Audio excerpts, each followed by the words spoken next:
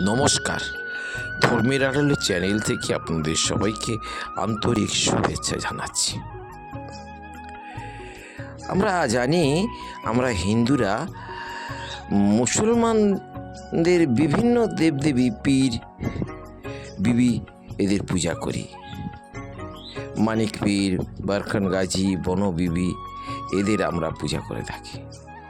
কিন্তু মুসলমানরা প্রধানত আমাদের মন্দিরের দিকে আসে না, বা আমাদের ধর্মে ওদের কোনো আগ্রহ নেই।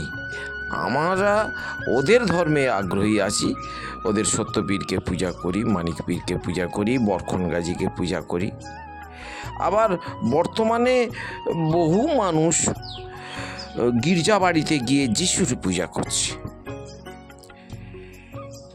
কিন্তু একটা ঘটনা ঘটেছে আমার জীবনে।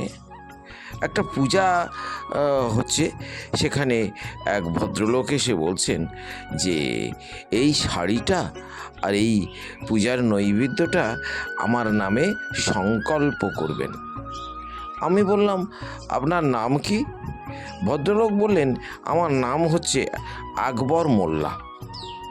আমি একটু চমকে গেলাম যে মুসলমানরা তো সাধারণত আমাদের দেবদেবীদের পূজা দেন না, ওই ভদ্রলোক দিচ্ছেন। তা ভদ্রলোক বললেন যে আমি খুব উপকার পেয়েছি মা মনসার কাছে, তাই এই মানত করেছিলাম যে এটা দেব, আপনি দয়া করে আমার নামে সংকল্প করবেন।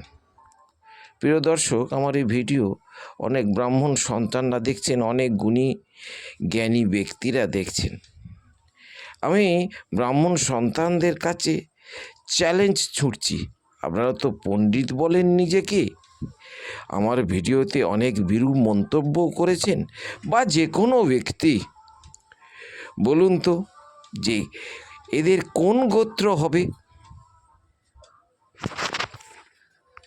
ওই মুসলমান ভদ্রলোকের কোন গোত্র ধরে সংকল্প করা হবে?